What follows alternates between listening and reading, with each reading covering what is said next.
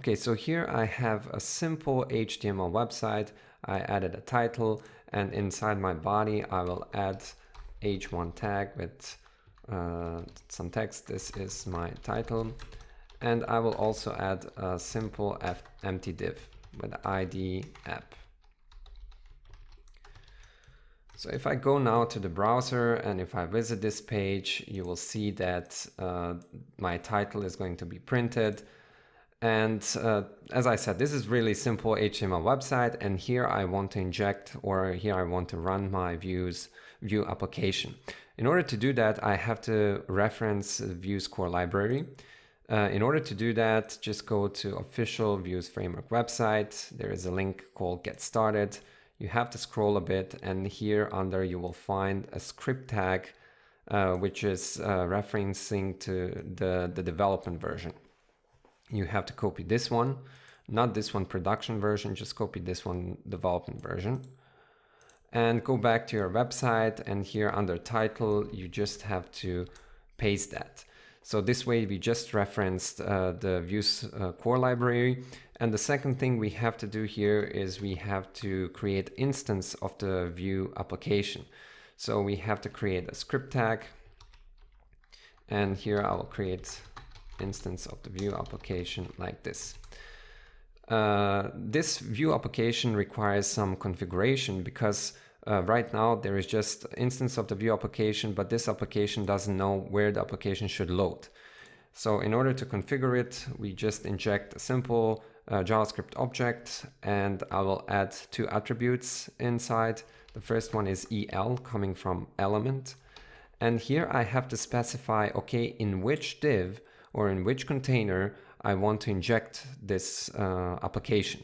So right here I have empty div with the ID app. So I will just copy this app and put it here.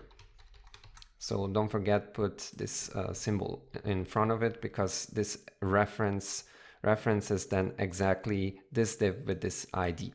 Okay, and I want to add some data inside my application. So I will just write data here, open curly braces, and write here a normal message.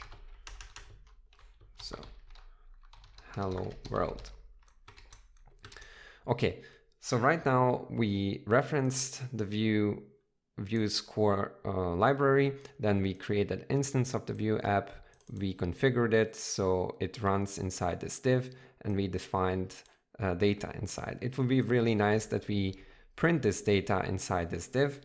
We can do that by adding two curly braces and then specifying name of this variable inside the data. So in our case, it's just message. And this is called interpolation. So this instructs the Vue application that you want to print something here. So if I go back, if I save this, if I go back to the browser, and if I refresh this, you will see here this hello world. So this is coming from our Vue app, So this is not the standard HTML code. This is now running through our app. So what the Vue app is doing when it gets started. So the app is going to read line by line here. And in our case, it's going to hit this first line. And then the Vue app is going to say, okay, the user wants me to print the message here. Do I have a message defined inside the data? Oh yes, I do have message defined there. So I just have to print this hello world. Don't be confused. Here you can also write normal text. This is my text. Or you can also write a simple HTML. This is my other title.